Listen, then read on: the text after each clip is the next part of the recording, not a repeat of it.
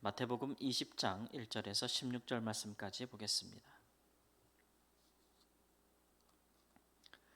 마태복음 20장 1절에서 16절 말씀입니다. 1절 말씀. 천국은 마치 품꾼을 얻어 포도원에 들여보내려고 이른 아침에 나간 집주인과 같으니 그가 하루 한 데나리온씩 품꾼들과 약속하여 포도원에 들여보내고 또 제3시에 나가보니 장태에 놀고 서 있는 사람들이 있는지라. 그들에게 이르되 너희도 포도원에 들어가라. 내가 너희에게 상당하게 주리라 하니 그들이 가고 제6시와 제9시에 또 나와 그와 같이 하고 제11시에도 나가보니 서 있는 사람들이 또 있는지라. 이르되 너희는 어찌하여 종일토록 놀고 여기 서 있느냐. 이르되 우리를 품꾼으로 쓰는 이가 없음이니이다. 이르되 너희도 포도원에 들어가라 하니라. 저물매 포도원 주인이 청지기에게 이르되 품꾼들을 불러 나중 온 자로부터 시작하여 먼저 온 자까지 삭슬 주라 하니 제11시에 온 자들이 와서 한 데나리온씩을 받거늘 먼저 온 자들이 와서 더 받을 줄 알았더니 그들도 한 데나리온씩 받은지라. 받은 후 집주인을 원망하여 이르되 나중 온 이 사람들은 1시간밖에 일하지 아니하였거늘 그들을 종일 수고하여 더위를 견딘 우리와 같게 하였나이다. 주인이 그 중에 한 사람에게 대답하여 이르되 친구여 내가 네게 잘못한 것이 없노라. 내가 나와 한 데나리온을 약속하지 아니하였느냐. 내 것이나 가지고 가라. 나중 온 이 사람에게 너와 같이 주는 것이 내 뜻이니라.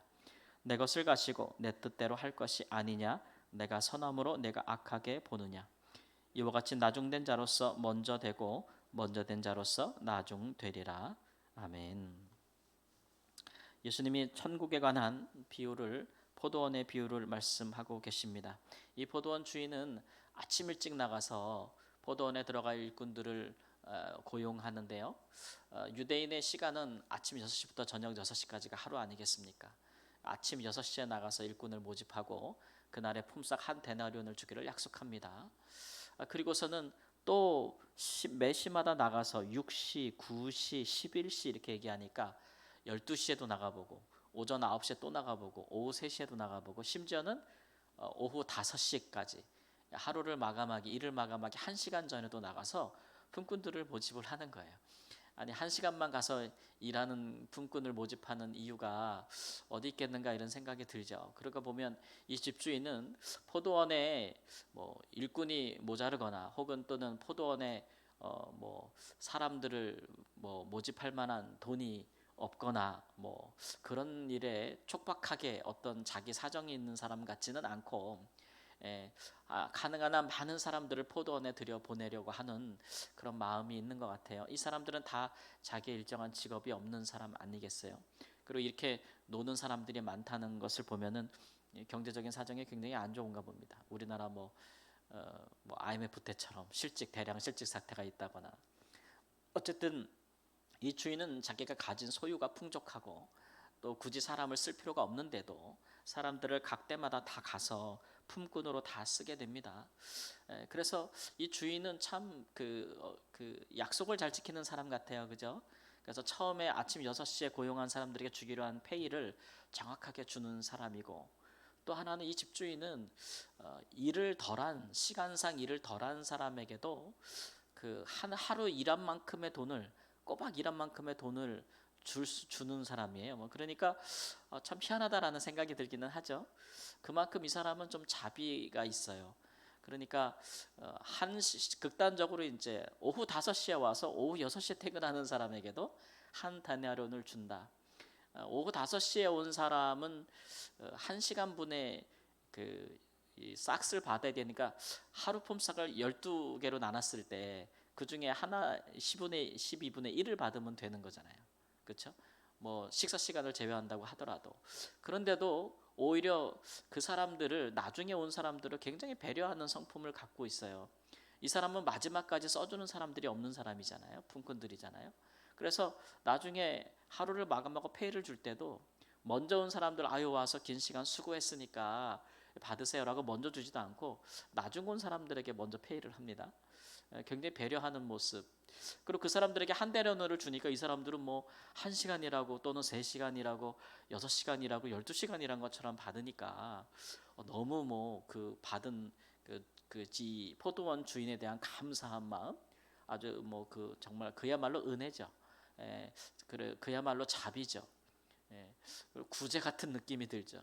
그래서 자기의 삭스를 받아서 갖다 감사한 마음으로.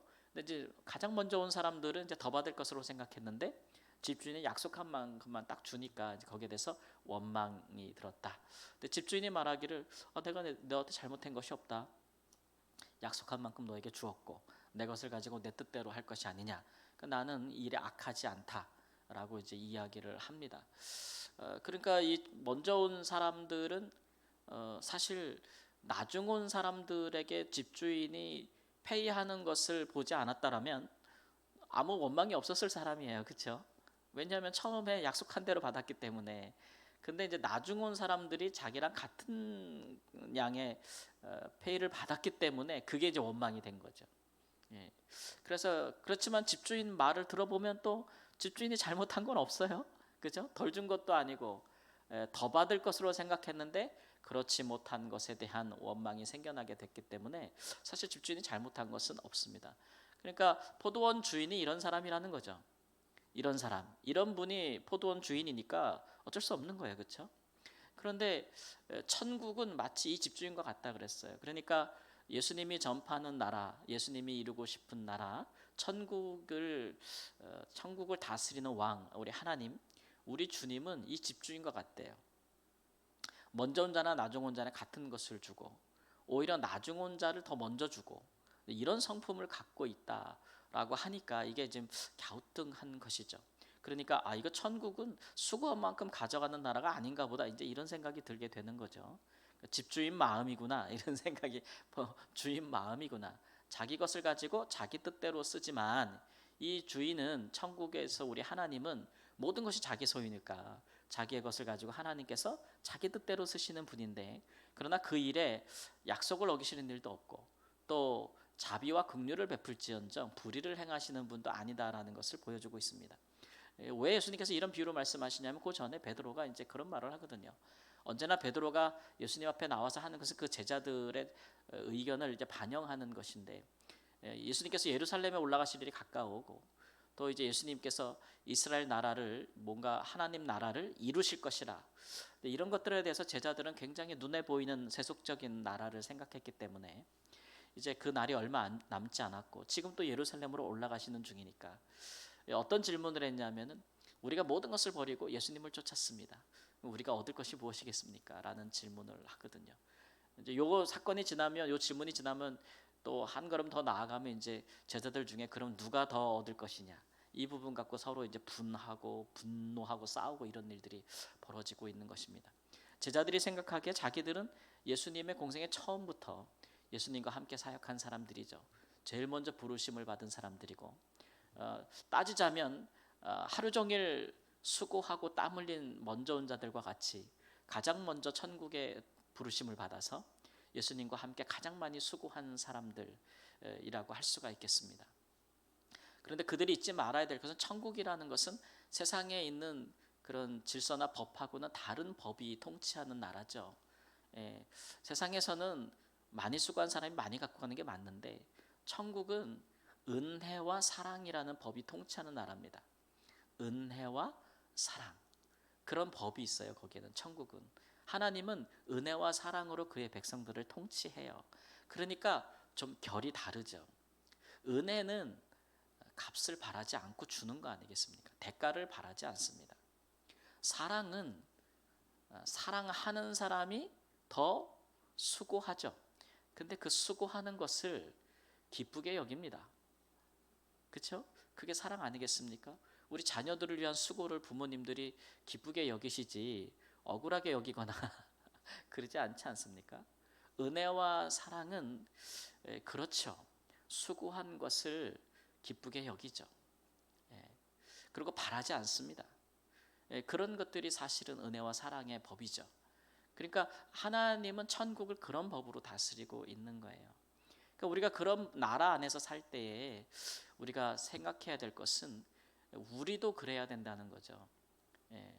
그러니까 거기에는 이제 뭐 비교 같은 거는 어울리는 거 아니에요. 그리고 내가 했으니까 한 만큼 더 돌려받는다라는 생각도 사실 맞지 않는 거예요. 왜냐하면 물론 더 수고한 것이 있고 덜 수고한 것이 있겠죠. 먼저 부름을 받은 사람들은 제자들처럼 더 많이 수고한 건 아니겠습니까? 예, 다 수고가 다르고 영광도 다를 거예요. 그런데 그것을 가지고 주인 앞에 가서 예수님 앞에 가서 얘기하기로는 예수님의 은혜와 사랑이 너무 커요. 너무 커요. 이것은 마치 우리가 자녀들이 있는데 자녀들이 부모한테 뭐 조금 더 잘하는 자녀가 있고 또 좀 못하는 자녀가 있잖아요.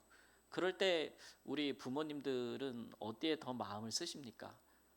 더 잘난 자식이 있고 더 잘 나가는 자식이 있고 더 못난 뭐 아픈 손가락이 있다 그러잖아요, 그렇죠? 예, 예. 그럴 때 부모가 속상할 때는 언제냐면은 이제 그 좀 더 괜찮은 자녀가 이제 그렇지 못한 자녀 아픈 손가락에게 부모가 관심을 갖고 좀 더 뭔가 사랑을 베풀고 은혜를 베풀 때 그것을 못마땅히 여겨서 그것을 부모에 대해서 거기에 대해서 불평하고 반항한다면 그게 어렵죠 부모로서는 그렇죠. 예, 그런 마음이 아마 있을 거예요. 근데 사실 어느 자식이 뭐 누구보다 더 이렇게 조금 더 효도할 수는 있어도 그러나 그것 때문에 서로 비교하면서 내가 더 했다 말할 수 없는 것은 그 차이가 아무것도 아닌 만큼 사실 각자를 향한 부모님의 은혜와 사랑은 너무 크기 때문에 자녀들이 거기에 대해서 뭐 왈가왈부가 내가 더 했니 네가 더 했니 할 필요가 없는 것이고 진짜 부모님을 사랑하고 그 은혜를 아는 자식이라면 그 부모님한테 자기 최선을 다하고 그 다음에 거기에 대해서 뭐 내가 잘했네, 뭐 했네, 뭐 공로가 있니 어쨌네, 뭐 그렇게 다른 자식에 대해서 또 뭐 너는 왜 못하네 하네 뭐 이런 식 그거 생각하지 않고 또 부모님에게서 뭐 또 유산을 내가 더 받네, 네가 덜 받네 진정으로 부모와 은혜와 사랑을 아는 자녀라면 자식이라면 그런 말은 안 하겠죠. 은혜와 사랑이 다스리고 주관하는 그런 나라는 이런 질서, 세상의 상식 주고받고 이런 만큼 받고라는 상식으로는 헤아릴 수 없는 질서들이 있다라는 것을 오늘날 우리에게 보여주고 있는 것입니다. 그러니까 예수님은 제자들이 이런 마음을 갖기를 바라신 거예요. 너희들이 누가 더 높으냐, 누가 더 큰 상급을 받을 것이냐 이런 마음으로 예수님을 따른다면 나는 왜 쟤보다 못한 것이냐 이런 마음을 갖고 따른다면 그것은 천국에 합당한 모습이 아니라는 것이죠. 그런 마음으로 예수님이 너희들을 선택하여 너희를 부르고 먼저 수고하게 하신 것도 아니다. 오히려 먼저 수고한 것에 대한 그 사랑과 은혜는 감사가 있는 것이 마땅한 것이겠죠. 먼저 믿은 사람이 나중 믿는 자들에 대하여 비교하거나 그것에 대해서 판단할 일도 아닌 것이고 또 뭐 오늘 말씀해 주시면 유대인들이 먼저 하나님의 선택을 받았다고 해서 나중 복음을 듣고 돌아오는 이방인들에 대해서 자긍하고 자기들의 공로를 내세우면서 이방인들을 괴롭히는 것도 하나님 보시기에 합당한 것도 아니고 이방인을 구원한다고 하여서 하나님을 원망하거나 그 일에 앞장서는 사람들에 대해서 공격하고 하는 것도 그것도 다 합당한 모습이 아니잖아요. 하나님의 은혜와 사랑은 너무 크기 때문에 우리들 사이의 차이는 아무것도 아니고 우리들 사이의 헌신과 수고도 하나님은 귀히 보시나 그러나 우리도 그런 마음 갖고 살기를 원하지는 않으신다는 것이죠. 어찌 하나님께서 그 차이를 모르시겠어요. 그러나 우리가 그런 마음 갖고 산다면 우리는 오히려 은혜에서 떠난 사람이 되고 말겠다. 오히려 사랑을 저버리는 사람이 되고 만다는 것이 예수님의 마음인 것입니다. 잃어버린 아들의 비유에서 보면 처음에 잃어버린 아들은 둘째 아들이었던 것이 분명하지만 마지막에는 첫째 아들을 잃어버리는 아버지의 또 안타까운 사연으로 이야기가 끝나고 있지 않습니까? 아버지의 은혜와 사랑을 저버리고 방탕하고 살았던 아들은 나중에 회개하고 돌아오지만 그러나 늘 아버지 곁에 있어서 늘 아버지 옆에서 함께 일했던 그 아들은 아버지의 것이 다 자기 것인데도 아버지가 돌아온 방탕한 아들에게 잃어버렸던 찾은 아들에게 양을 내어줘 한 마리를 내어주고 그를 위하여 잔치를 벌인 것에 대한 불평과 원망으로 아버지를 떠나고 아버지에 대해서 불평하는 모습을 보잖아요. 아버지의 설득이 먹히지 않는 그런 모습들. 그래서 오히려 큰 아들이 그 다음에 잃어버린 아들이 되고 마는 그런 일들이 있잖아요. 그러니까 우리가 신앙생활하면서 생각할 것은 나를 향한 하나님의 은혜, 아버지의 은혜와 사랑을 생각하면 되는 것이지, 다른 사람을 향한 하나님의 그런 것들을 비교하면서 우리가 신앙생활할 것은 아니다. 이런 것들을 우리가 기억하시고, 오히려 아버지의 은혜와 사랑의 마음을 미리 헤아리고 그 안에서 참 우리 아버지는 참 은혜롭다, 참 자비가 많다라고 그렇게 오히려 기뻐하는 그런 참된 저 아들 자녀들의 모습으로 사시기를 우리 주 예수님의 이름으로 축원합니다. 아멘.